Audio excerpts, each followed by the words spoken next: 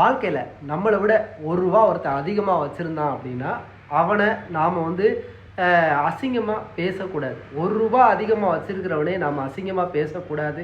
அப்படின்னா இன்றைக்கி உயர்ந்த ஒரு அரசியலாக இருக்கட்டும், இல்லை சினிமாவாக இருக்கட்டும், இல்லை வந்து வேறு எல்லா துறையிலையும் இன்றைக்கி லட்சமாக கோடி கோடியாக சம்பாதிக்கக்கூடிய மனிதர்கள் எல்லோரையும் நாம் வந்து அவன் கிடக்கிறான் அப்படின்னு தான் நம்ம சொல்கிறோம். நிச்சயமாக காசு பணம் உள்ள எல்லோருமே வந்து ஒரு மிக பெரிய மனிதர்கள் தான்.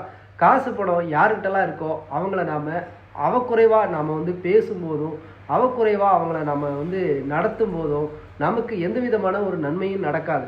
இன்றைக்கி காசு பணம் வந்து ஒருத்தங்கிட்ட சேருது அப்படின்னா கடவுளோட கிருபை இல்லை அப்படின்னா நிச்சயமாக ரூபா கூட அவங்ககிட்ட தங்காது.